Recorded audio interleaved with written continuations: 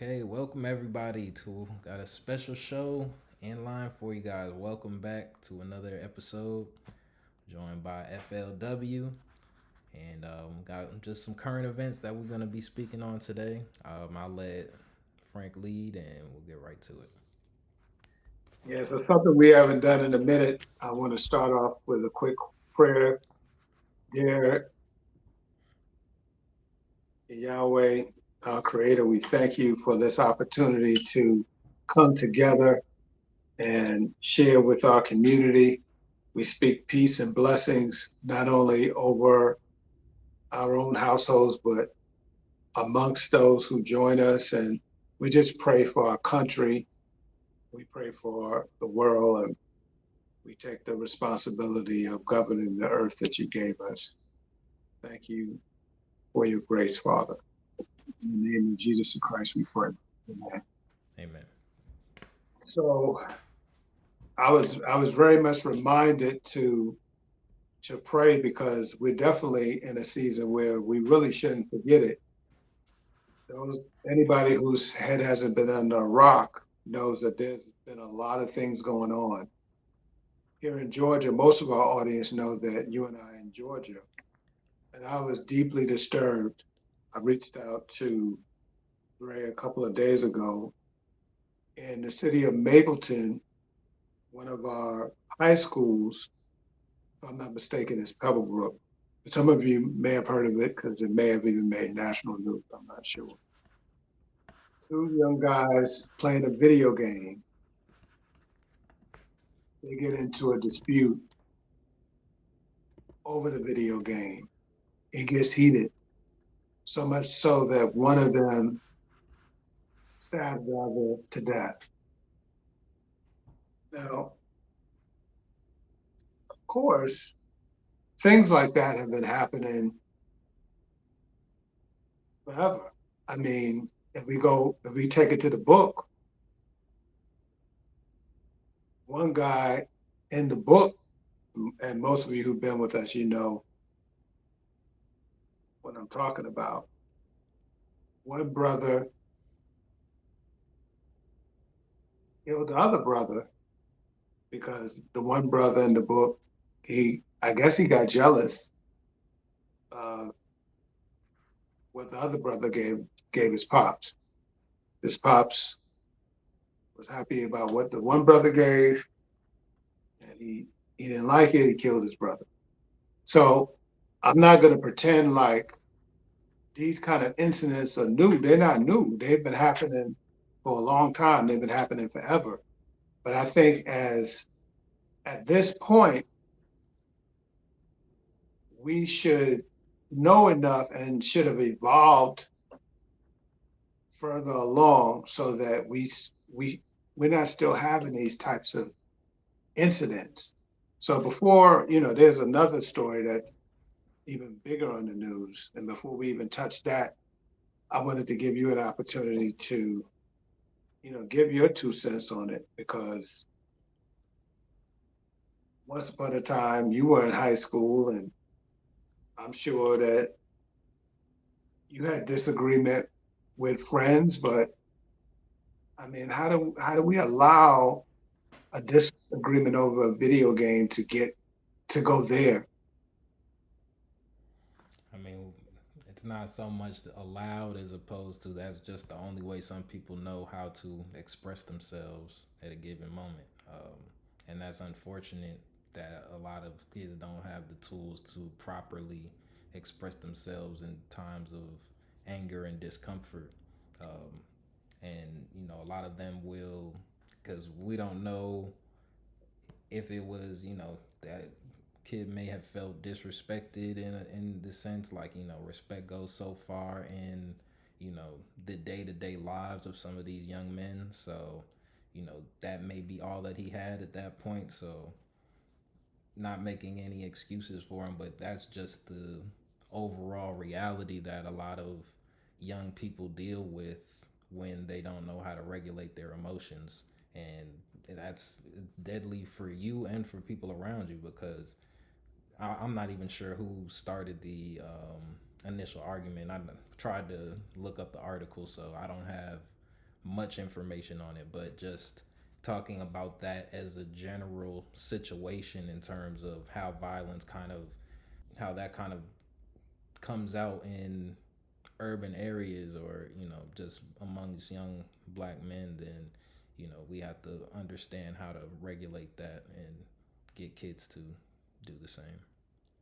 Now, as a culture, and this is, we haven't we haven't decided to invite a psychologist or somebody like this, like that on the show, which in the future we probably will. And later on in the show, we'll talk about an expert, a subject matter expert that we're going to have the next show. But we're going to start having those people right now. What we're trying to foster is conversation. What we're saying is that this same conversation that Dre and I are having, we want people to have conversations about this amongst themselves, grown men, talk about this, then talk to your teenagers about stuff like this, because somewhere there's a breakdown.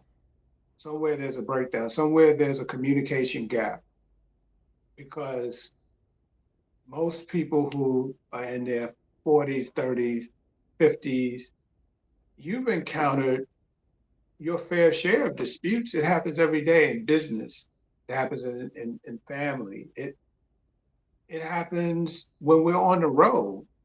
I often say that I think people get the boldest maybe when they're on the road, when they're behind the wheel, especially if they're I notice it may be especially true if they're in a bigger vehicle, you know, or in a fast, powerful vehicle.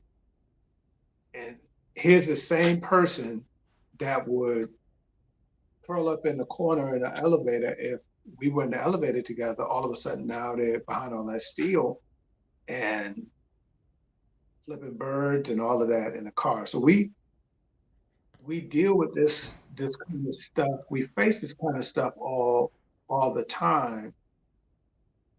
But I think we need to talk more as a community about, okay, how we're going to deal with it when we face it.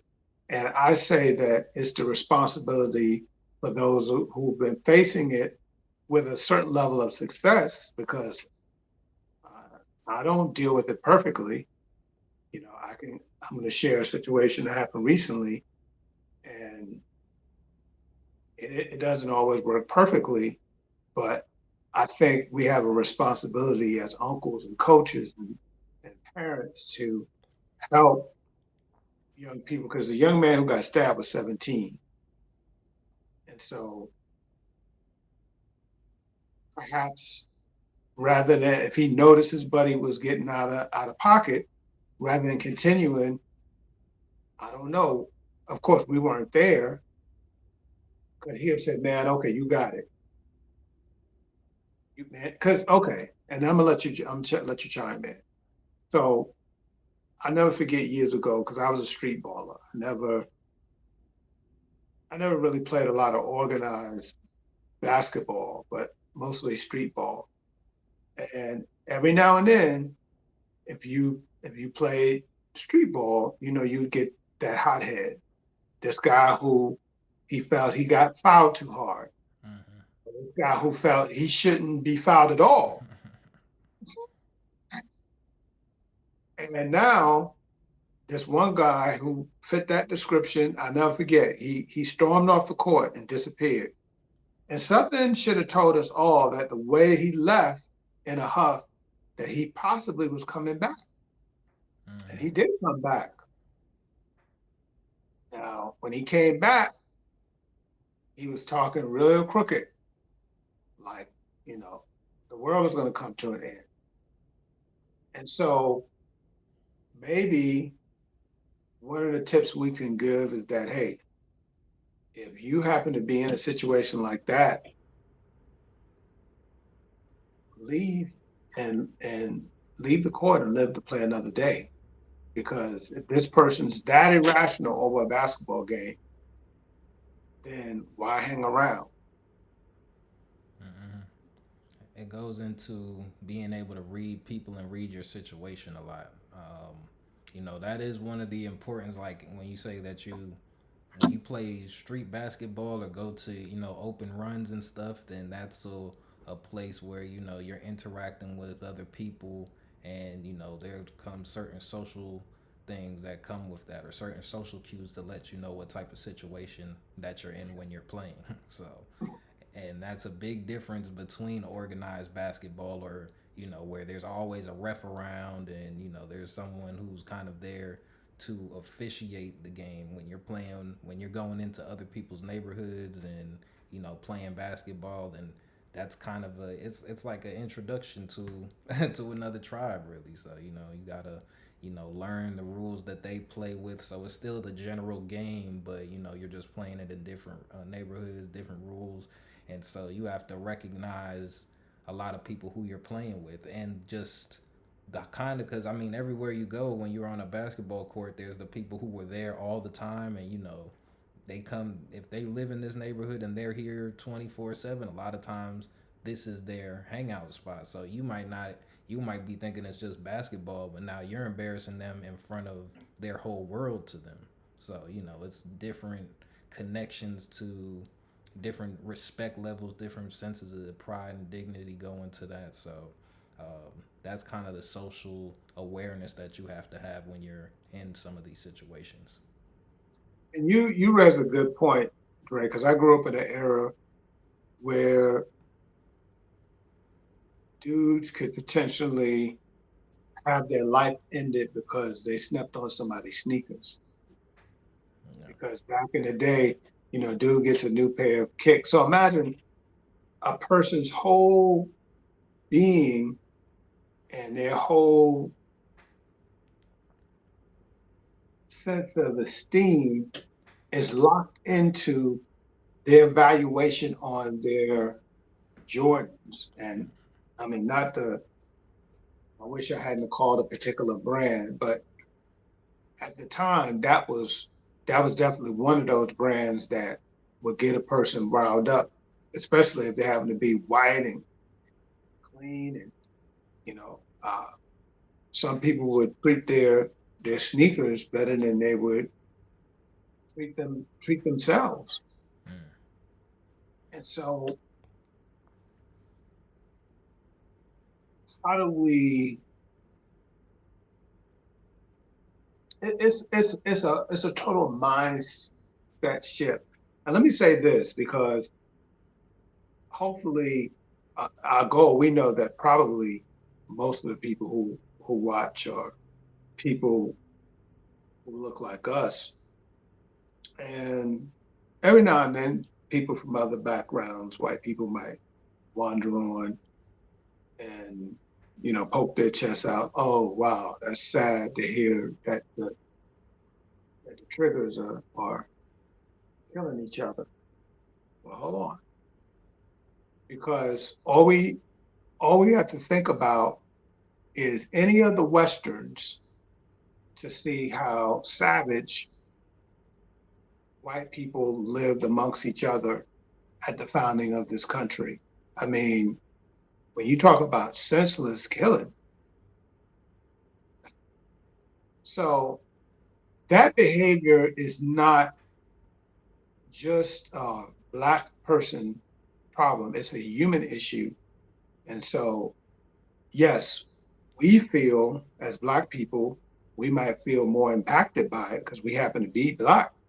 But this issue is not just a black issue, it's a humanity issue. In fact, part of the challenge that we face, which is the cause for this conversation, is that in so many ways, I think we have lost touch with humanity. And maybe Hollywood, and in this case, I do want to name names, in many ways, Hollywood and the music industry play a part in programming people to be dehumanized, because in some countries, they don't even allow some of the popular movies that our people consume to even be shown, because some of the movies are so violent that in some countries they don't even want their people digesting that. And so if a person is ingesting a steady diet of violent video games, and they're watching movies and shows with violence, it it it desensitizes a person to the reality that this is actually what you're watching is actually a violent act. And if you act that out in real time, this character is not an actor that you've engaged with. This is a real person's offspring. Yeah.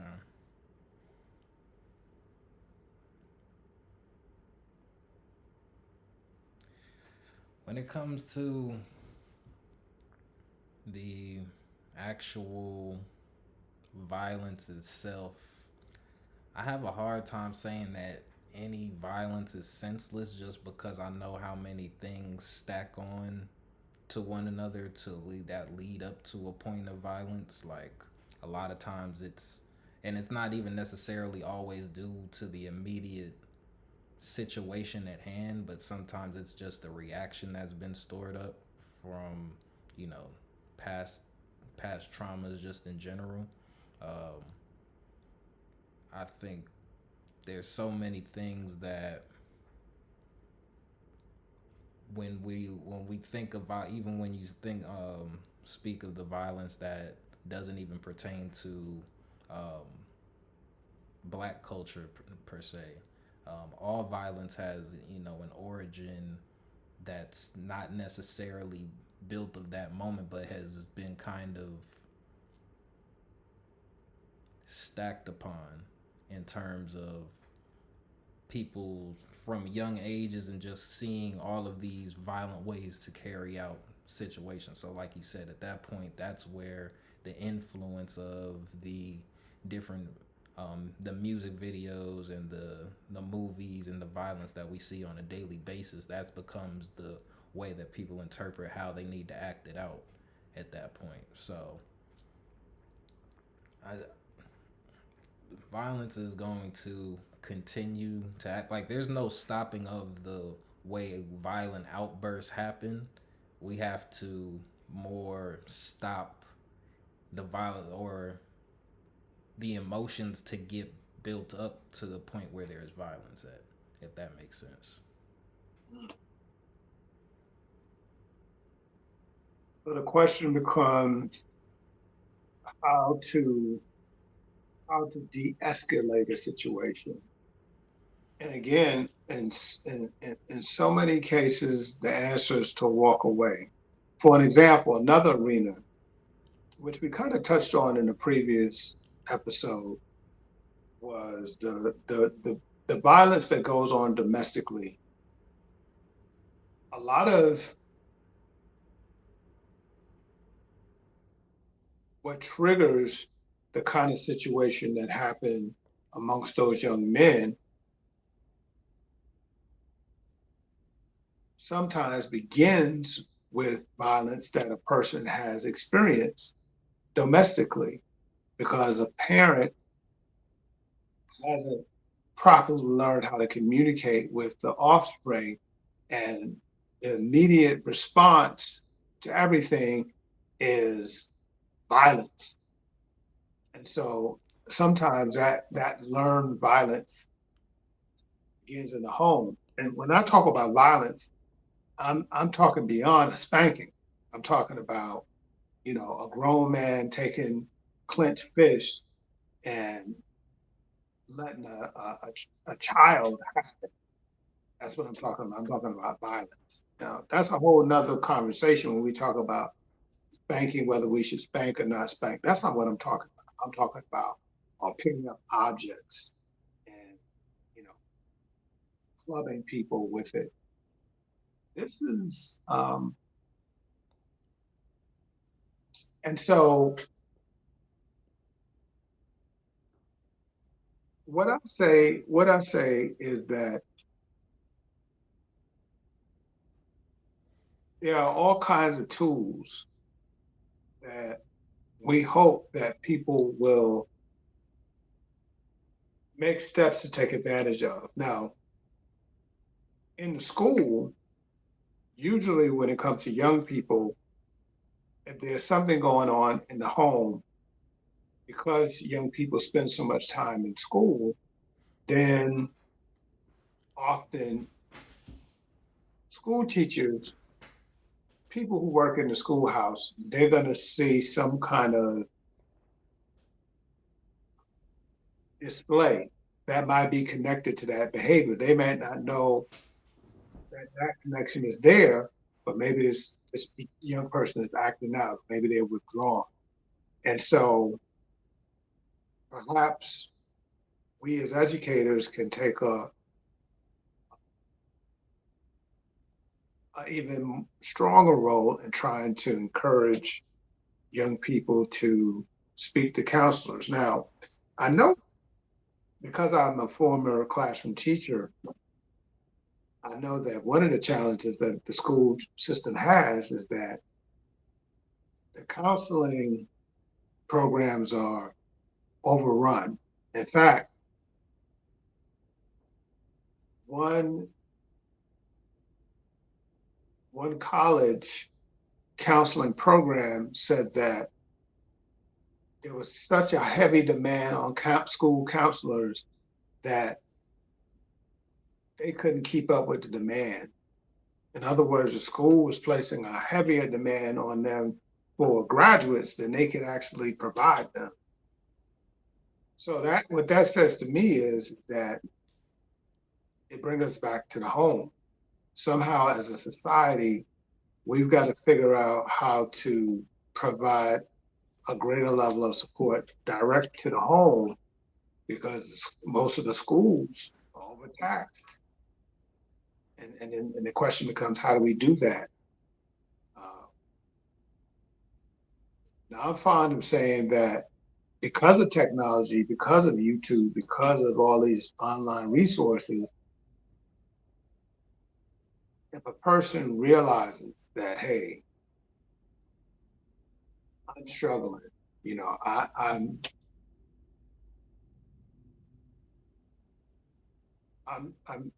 raising my voice at somebody that I really care about, or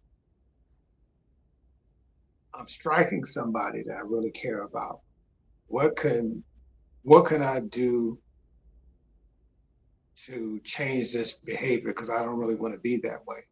Now, the previous conversation, and you were right, I remember you saying, and we agreed that part of the challenge is some people don't even realize that. So I think it starts with the person somehow realizing that they themselves need to do something to change.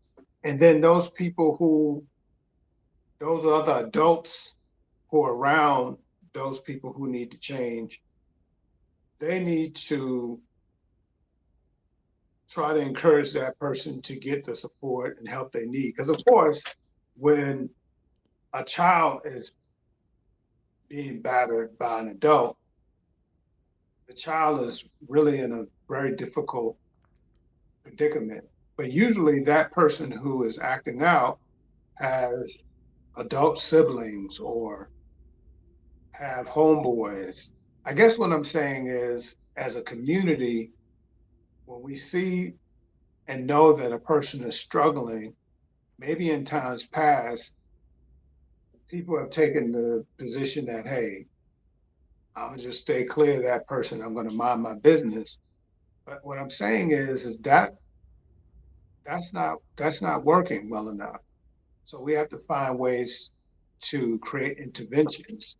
Maybe if a guy is connected with a group of other guys, maybe those guys can get together with him and say, hey, man, um, why don't we see if we can find you some help?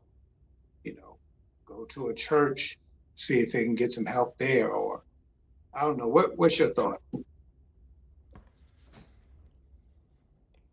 When it comes to help, I mean, I think a lot of times, like if it reaches the point where, let's say, a child is getting hit or abused in some sense, a lot of times it's gotten to that point where the parent knows, but they know as well once they come and ask for help that they may be having to suffer the consequences of their actions. So they don't feel that they can come to help or come out and get the proper help because they're in fear of the consequences that are going to happen. And so that kind of encourages a deeper cycle of hiding, and especially since there's no options if you feel that you're just about to about to snap, like what can they actually do at that point? So um that's a big part of just the fundamental misstructure that's already going on in a lot of those situations, because the kid is left to suffer because but they're going to suffer regardless, because now they're going to, if they possibly get taken away, put into a foster system where there is unfortunately stories of as much abuse for a vast majority as opposed to the loving happy endings that we think happens in a lot of those situations. So a lot that starts a very interesting life for a lot of kids when they get put into a system taken away from their original family. And in some cases, they're put into an even worse situation. Sometimes it's better, not the, and that's not a shot at the system that tries to place these young kids. I know that it's difficult to find a family that's loving and wants to do that for the right reasons, but we have to just understand the reality that we're living in right now. Yeah, yeah, and you raised some good points. I remember Yala Van Zant, she had this show, I think it was called Fix My Life. I think that was the title of it. And, she's a licensed coach and minister. And the premise of the show was that the family would reach out to her and usually unbeknownst to the person who needed the help, they would call her in for this major intervention. And so maybe more than anything, because again, this is just a conversation, and we're hoping to provoke conversations on these really important topics. Perhaps what we want people to walk away from this conversation thinking is, what can I do to be a part of the solution? How can I intervene? If you know somebody personally that's living foul, abusive, number one, we know that when that is going on, it has a tremendous long-term impact on children across the span of their life. I can't begin to count the amount of cases where young girls and boys have been tampered with sexually. And so that, number one, that shouldn't be. And then number two,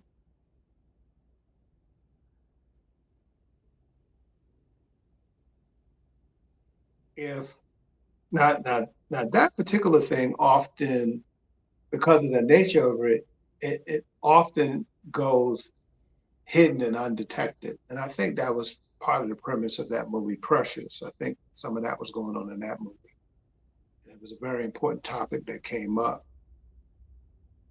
But I think as a community, maybe we have to get to the point where if we know that there are family members who are being abusive, that are friends that we know that are being abusive, we be courageous enough to reach out to that person to encourage them to get help. I think that's a step in the right direction. I know that a couple of years ago, I was involved in helping a young lady to uh, get out of a very difficult situation. And I've been shocked at how many women find themselves in that situation. And so I think also I want to say that as we get closer to under, as we try to reclaim our humanity, one of the things that sometimes gets lost is that this person that is suffering, first of all, this is a human being. This is somebody's child. This is someone that in many cases two people came together and planned to bring into the earth and has wonderful plans to see this person live in a particular way. And for a person to play God and believe that because this person has somehow offended them, then they have the right to take that person off the planet. That's that's a warped frame of thinking, especially if this person isn't jeopardizing your existence. If you feel that you can't coexist with that person, then move on. Move on. Do you. But to play God and put somebody's child in the ground, that's that's not right. That's not right.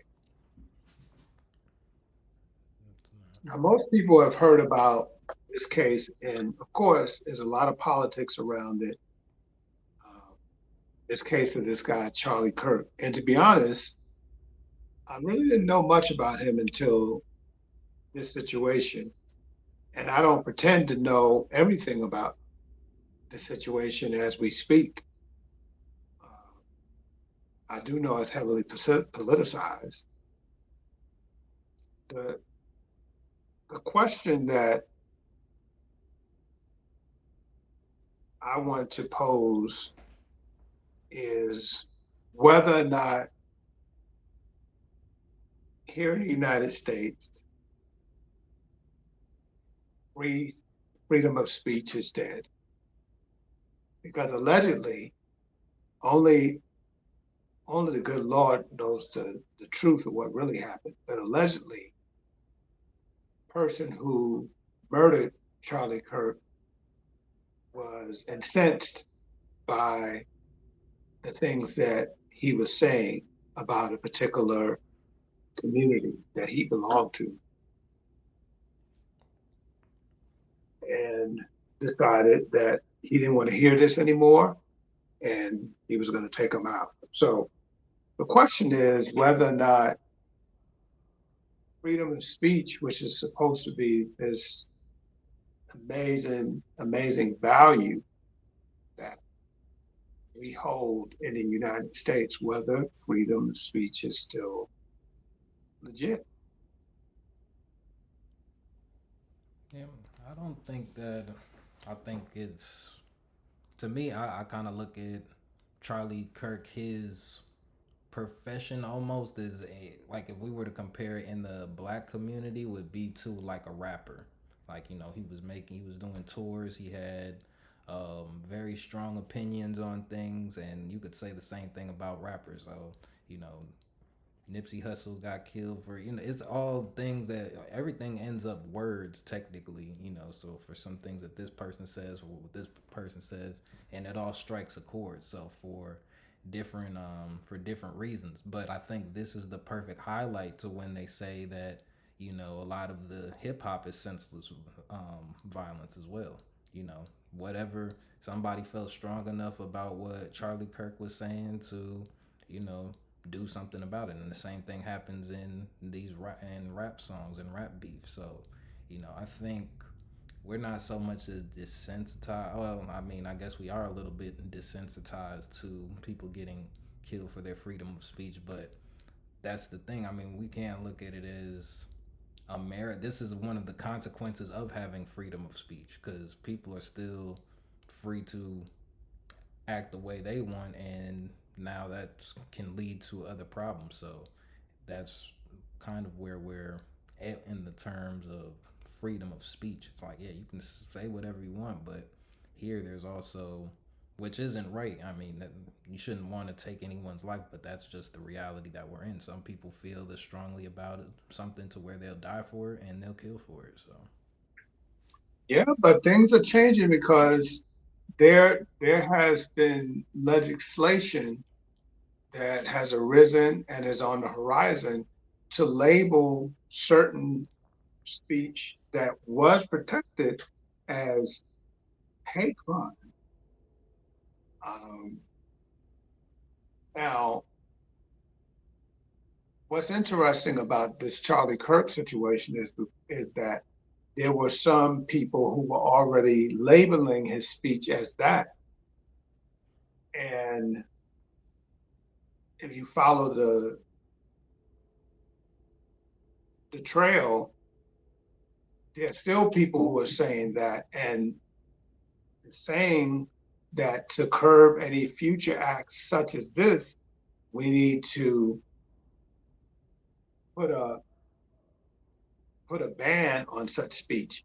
And it's funny, of course, I'm glad that you brought in the rap angle because I want to say it was the late 90s, early 2000s. There was people making a big push in the legislative branch to try to ban the music of popular acts like NWA mm-hmm. uh, and acts like that. And you probably, I don't remember. In fact, this lady who spearheaded this move, she became famously referenced in a lot of rap songs because of what she was trying to do. So I think this is a very important conversation because so often people will look at something like what happened to Charlie Kirk and say, well, I'm sorry for him, but that really don't have anything to do with me. And that's why I wanted to have the conversation in relation to freedom of speech, because one of the things that you pointed out, in which WeTheSauce, I think, has the potential to be a very important resource for people, is that true rap tells a story, and it also is a way of mapping the history of a people.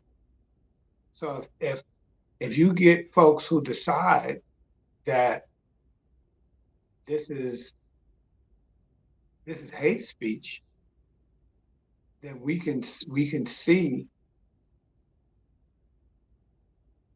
certain people being their expression being shut down. And one of the things that you and I haven't talked about, now you may have talked about it on a different show, but I don't remember you and I talking about it. And if we did, I forgot. But it's worth bringing back up. And that is that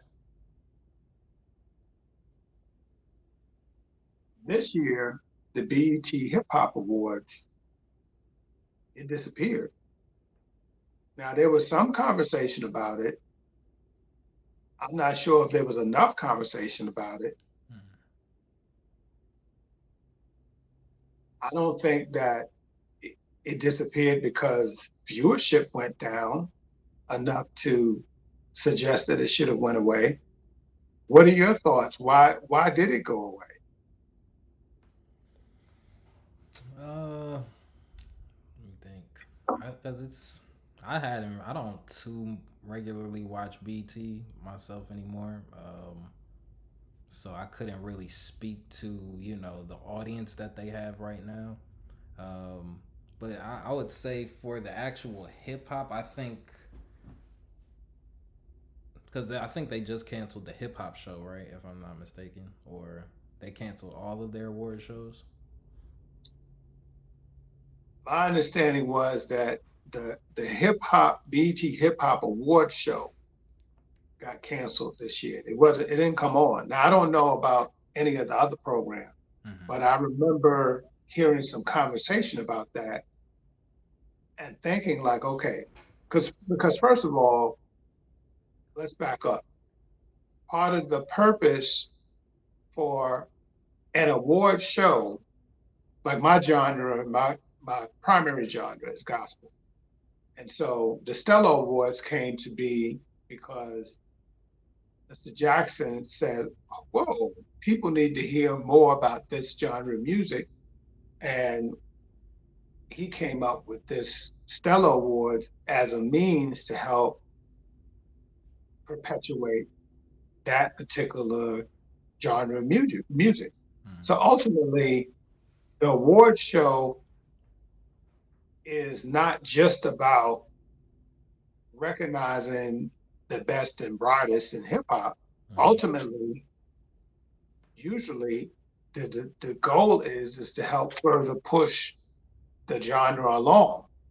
So from my vantage point, canceling the award show was, now some people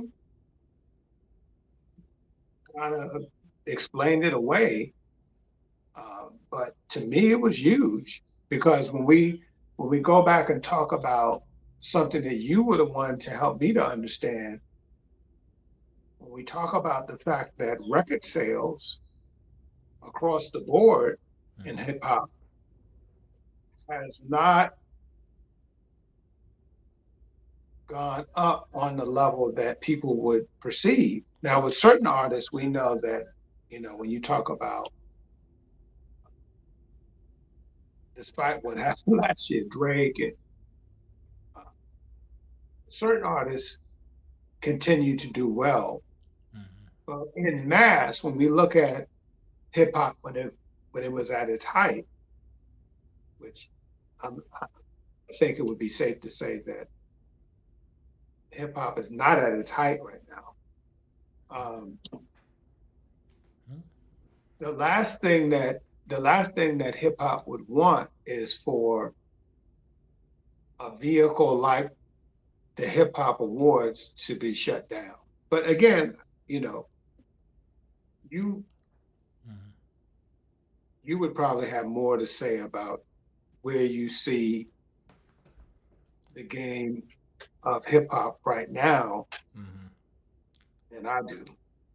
Yeah, I mean, I don't think the BT Awards was anyone's introduction into hip hop now anymore. Like, I feel like it kind of lost that relevance. Like, people aren't listening to music through BET anymore. So I think that's just become hip hop itself as a genre has become a much smaller piece of BET as a company. So, Mm, and in terms of BET, to me, it's never really been the I think it's been the only major source of media that we've like kind of grown to identify with, but I don't think it ever had a real direction for us as a people or as a culture. So I don't see it as a major blow. I see it as a void, for something else to fill that spot now.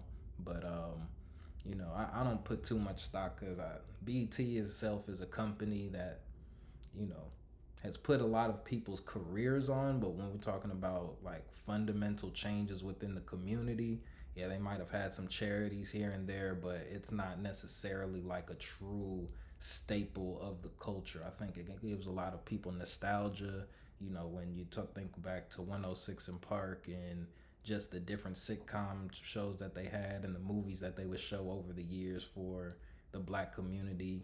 And since it was the only thing truly marketed to us, then I think we kind of had a gravitation to that company as a whole. But at the end of the day, it's a company like McDonald's, and that is not.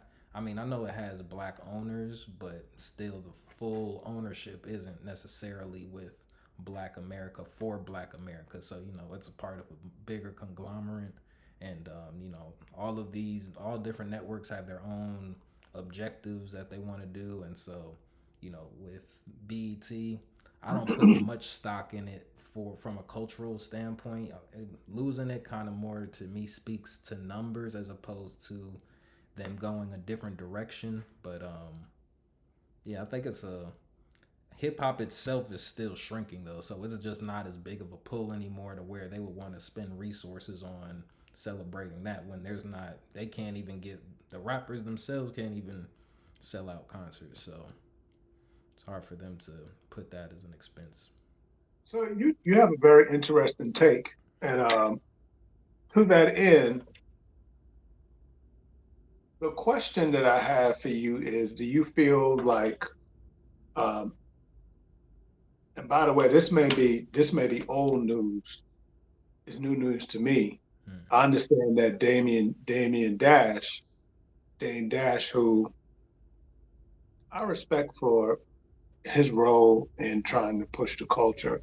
I understand that he's now heading up um, Revolt Television. Do you feel as though Revolt TV is more relevant to hip hop than BET? To an extent, I mean, since it was started by Diddy, I think that's where its cultural cachet came, and then, but with the big PR and all the stuff he was going through for the past couple of years, I think it took a hit and wasn't able to fully take hold as a true cultural platform for the community. But it was definitely headed in that direction ideology wise. So that was its objective, but I don't think it actually reached that point of full maturity to where it could compete with BET itself. Um, which I mean, not saying that BET was its direct competition. I think it was bigger than what BET is today, but I still don't think it was able to because BET was a TV station that was supported and on supported that way. So Revolt to what it was as a platform overall did reach a pretty you know good growth point, and it may still be growing. I haven't looked at their data or their I don't even really exactly know their business model, but um, Revolt was the closest thing I think to something that was built within the culture for the culture.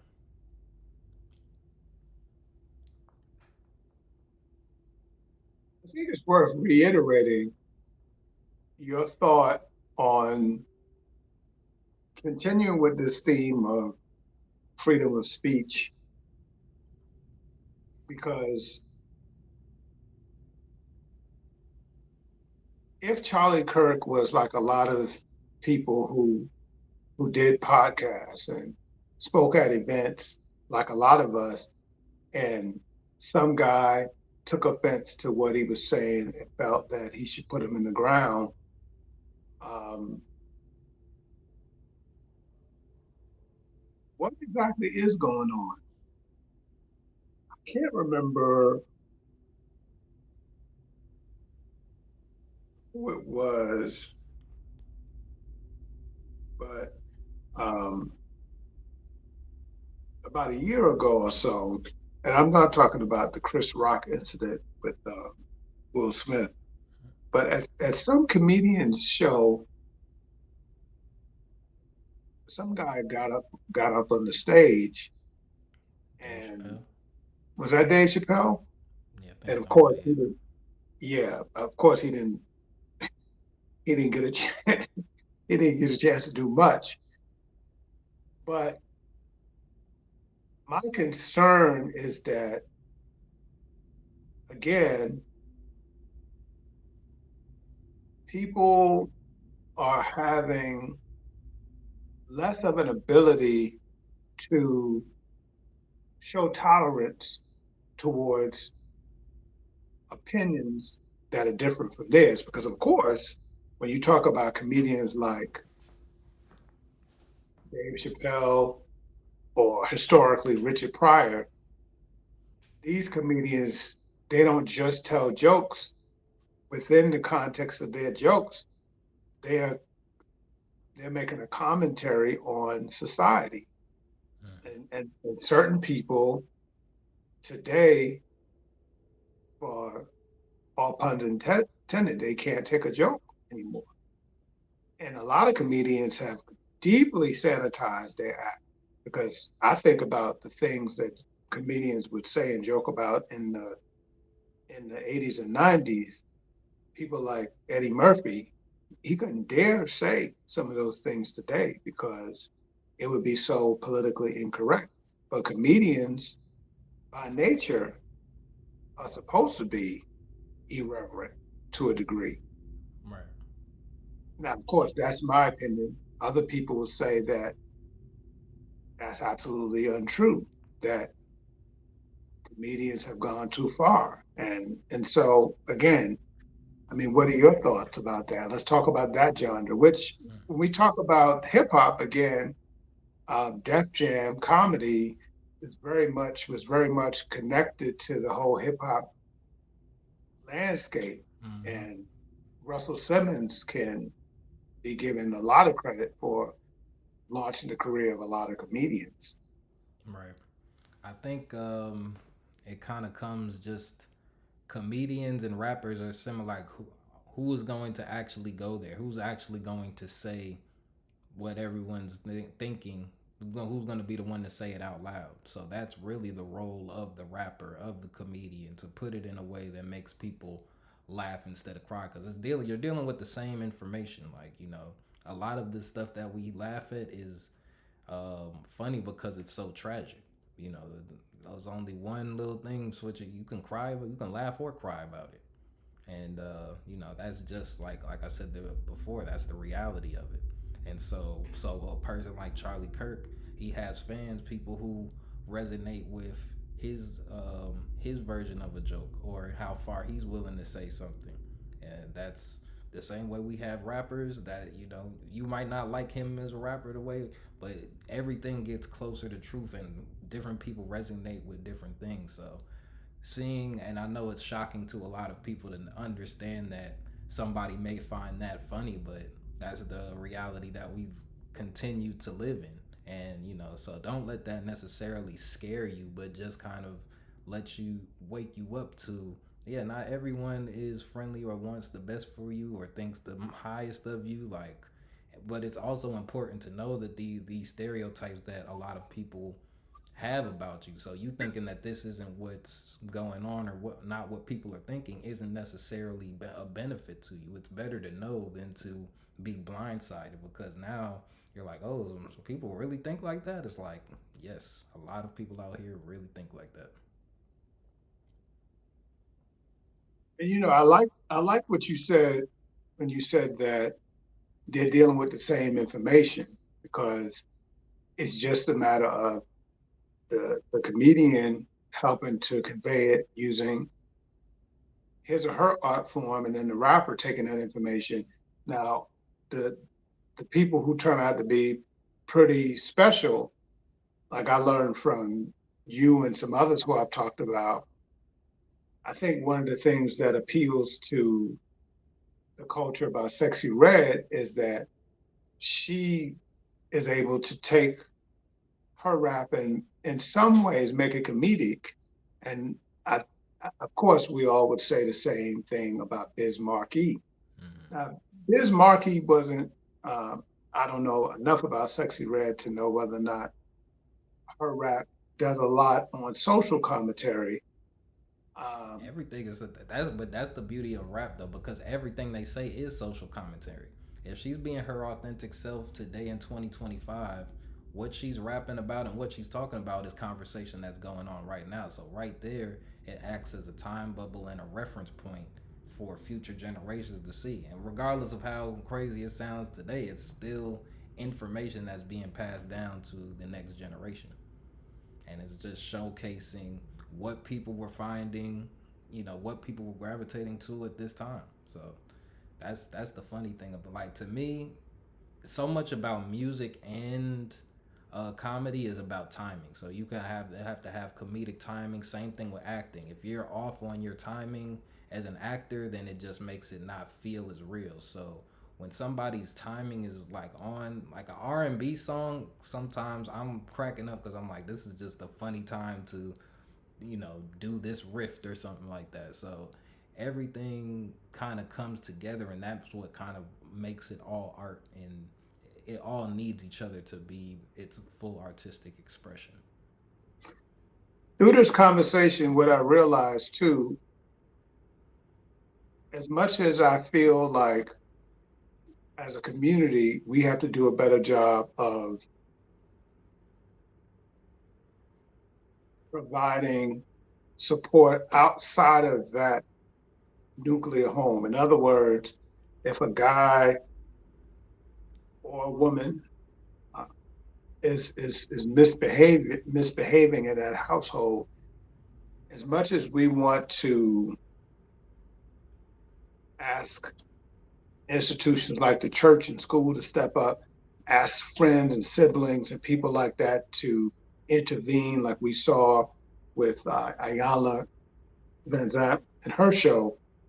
There's another entity. Now, of course, there's a government intervention, but on some levels, like you said, when it comes to people potentially losing access to their children, that becomes prickly because, like you said, in some situations they don't end up any better off. In some situations they do. I think the problem is that maybe there's been too much dependence upon government intervention. Now, the party that probably has received the least pressure for positive intervention has been the corporate world, because one of the things that I remember you telling me is that probably one of your favorite rappers and maybe one of the best lyricists is not has not seen a great deal of commercial success because, quote unquote, a lot of those artists wouldn't be the thing that the corporations feed us, the big record companies. Not that the big record companies even have the prestige that they had once upon a time, but the point is that they feed us the thought that, oh, the general public isn't interested in that kind of rap. But that's not true because they're if they package it in such a way that it would be appetizing, just like they package junk and push it out.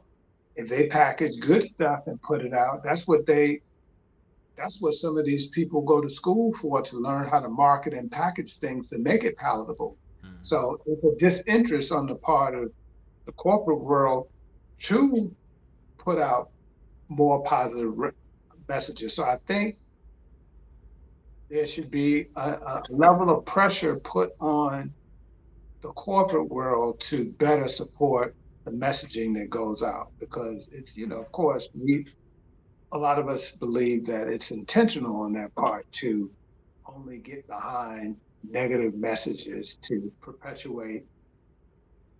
And by the way, usually when we talk about negative messaging and perpetuation, we usually talk about the impact that it has on Black America, Black America, but it's not designed just to affect Black America, because you know probably better than me that as far as the buying public, a great deal of the buying public is white America.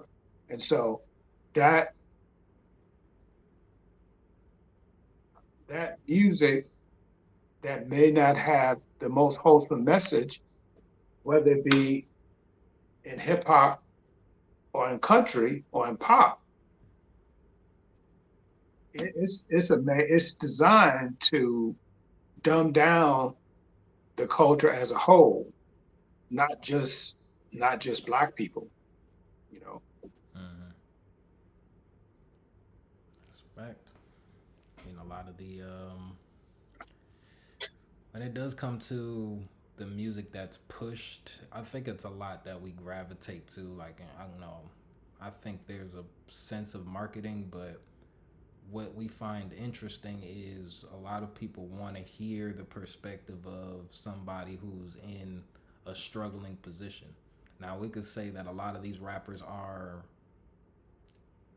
portraying a struggling position that they may not necessarily be a part of, but that's really where the draw is from a demand perspective. People want to see that as opposed to seeing the positive. Like, I don't think people gravitate as much to positive music, or I would say I think a lot of music is so rebellious that when you listen to it, a lot of the themes would be more criminal in nature, or just kind of it's more towards doing the wrong thing. If you listen to the overall message of a song in general, or it's talking about how they did something wrong and how they're coping with it today. So I think when you listen to a lot of secular music, that's kind of the draw to it and what people, you know, are listening for. And so when you do have like, you know, when Chance the Rapper just recently came back out with an album, and he did an amazing job at walking that line of talking about real, real content and things of that nature, um, without being negative. And I've seen a lot of artists shift to the beats that we're hearing to where they've taken out a lot of the negativity, or the what we would call super negative, but at the same time, there's sin. So whichever, they might not be highlighting murder, but they might be highlighting lustful things. So we just have to, and that's kind of the question that you have whenever you're consuming any type of art, because paintings do the same thing, movies do the same thing, and they're all using different different techniques to invoke different emotions. And so that also has to do with freedom of speech, how we're able to express something in a painting, how we're able to express something in a sculpture, or how we create content and what we discuss up here. So all of it is art at the end of the day. And so but they're always talking about censoring things from every angle, and that's never gonna stop, honestly. So I'm curious as to whether or not this record, or this project, I should call it. I guess they don't make records anymore. I'm curious as to whether or not this project has had the kind of commercial success that his or quote unquote negative music may have had. Do you know? I haven't checked the actual numbers. So Chance is independent, so a lot of times that's really a big indication.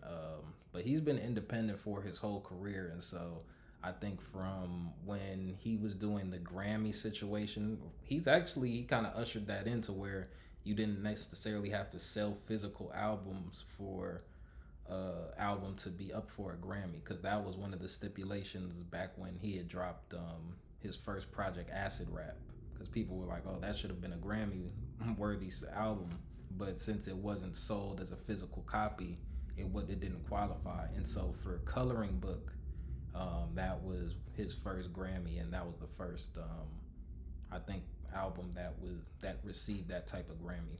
So but Interesting. today, I don't know. Let me see if I can look that up real quick. I don't know how many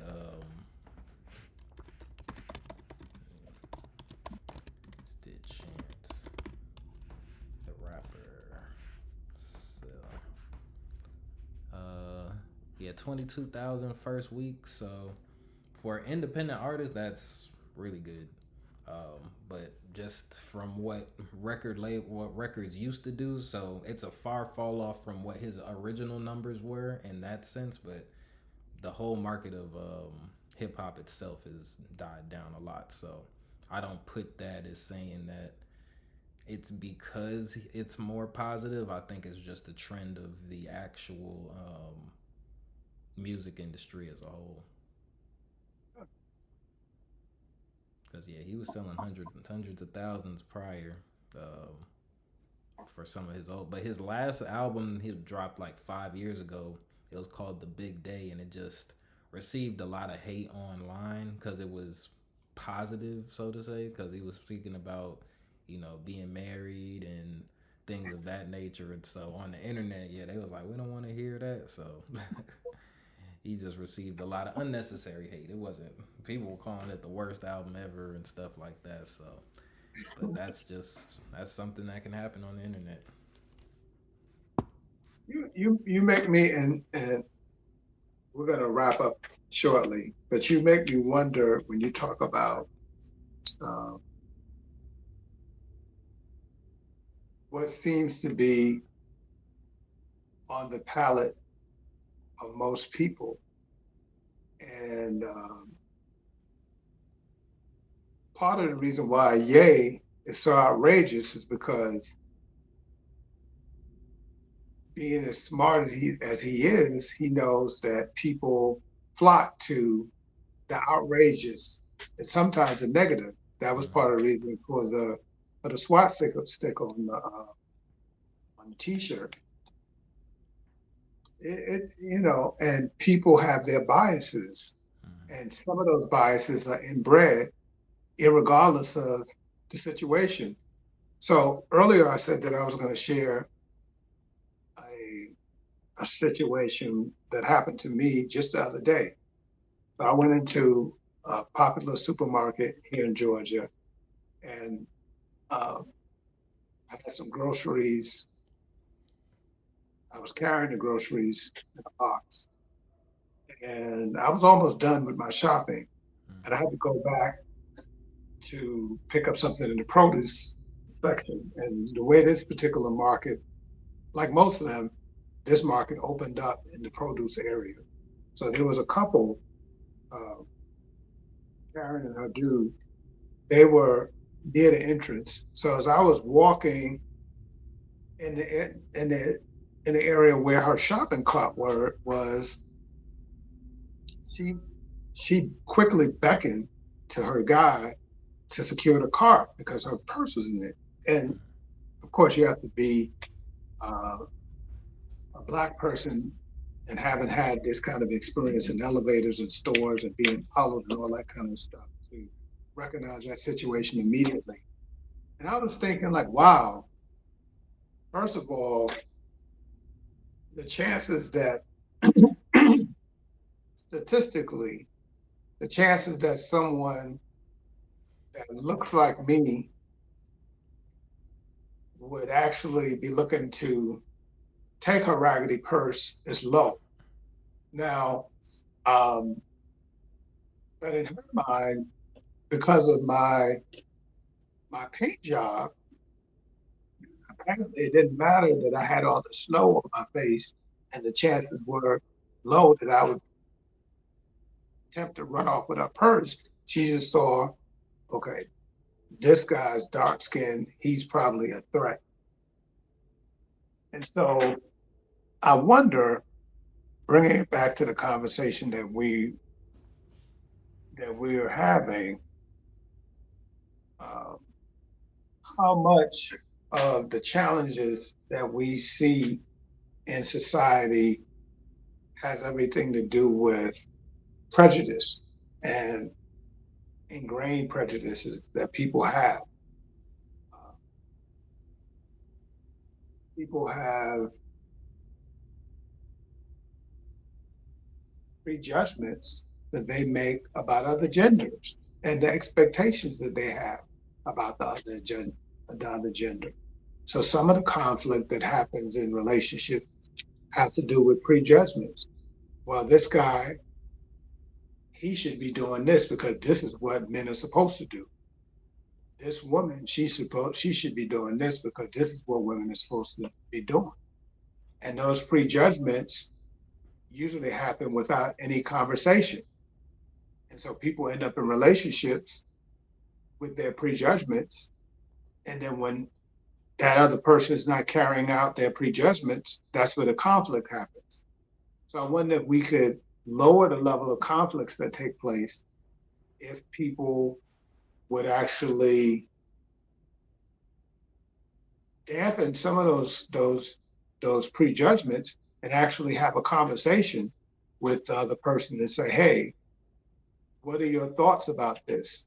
Because some of the problems that people are running into is because they have banked on a prejudgment that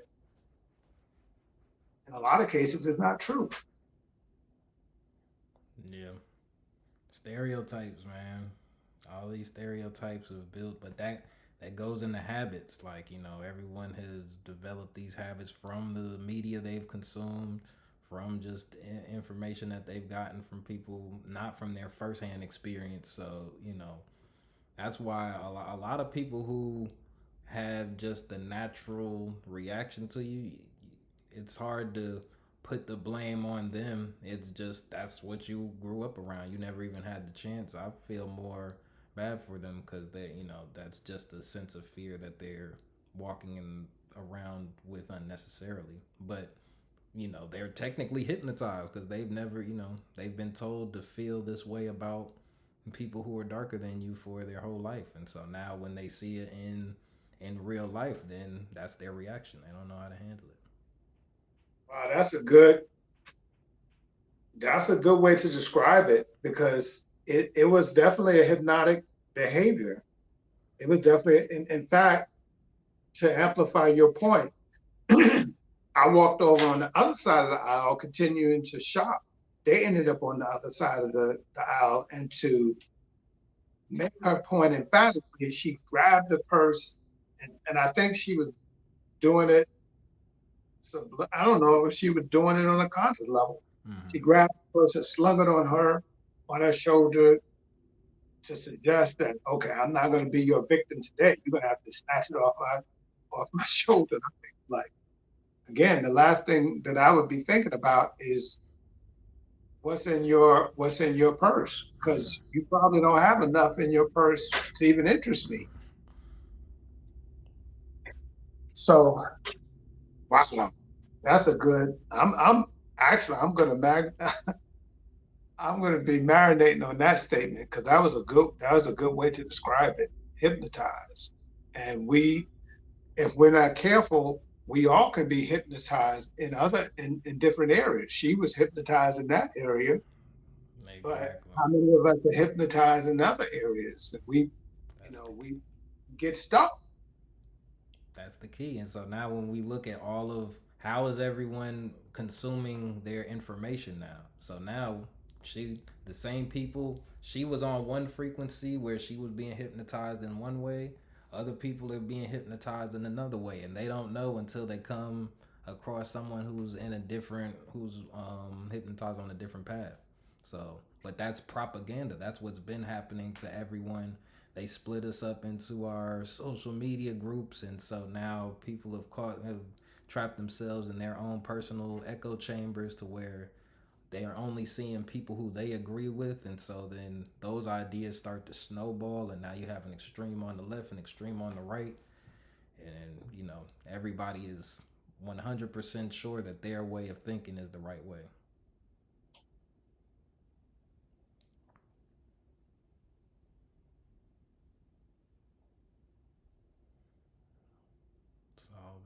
It's Good stuff. dangerous. Good stuff, man. Good stuff. Well, the last thing I want to say, taking us back to the original conversation that we were having,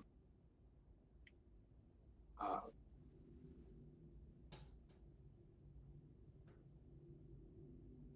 for those people who are having, because here's the other thing about the guy who allegedly took out Charlie Kirk. Allegedly, he was having suicidal ideations, and his family was able to talk him off that. They convinced him to turn himself in. So anybody who is being tricked into thinking that, A, they have the authority to take somebody else's life. B, they have the authority to take their own life. If you are flirting with either of those thoughts, talk to somebody that you believe cares about you. Because the last thing you would want is to spend eternity having to replay biggest mistake that you ever made. And so the time that we spend here on earth is just a blip of time compared to eternity. And of course, you may not think that there's anything after this. And you could be right. But if you're wrong, you will have all of forever to replay that that mistake. So get help, get help. That's all I got, my brother. All I got. Okay. Well, thank you everyone for joining us today. Hope you found some value in our discussion and our conversation. Please like, comment, and subscribe and join the conversation in the future. We appreciate Oh, you guys. I got one more thing. I forgot. I What's up? brought it up earlier. So on October 2nd, which is the next time that you and I will come together, and I encourage people to go to WeTheSauce because in between the episodes that Dre and I do, he have other guests that he works with, and there's other content that you may want to avail yourself to. But when we come back together on October the 2nd, which is the first Thursday of October, we have someone that is known as an executive coach.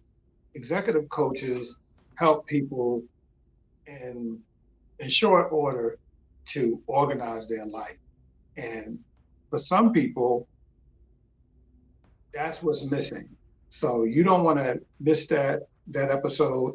In fact, if you know someone that struggles in that area, encourage them to make sure to look out for that particular episode to watch. Uh, and I know a lot of young people, young men, early on struggle with that, having dealt with a lot of, 20 something year olds. That show is going to be really helpful for a lot of people. So we're just trying to do our part to provide people with the tools to be successful. So that's that. Indeed. That'll be October 2nd, where we live stream. We live stream the Kick, Twitch.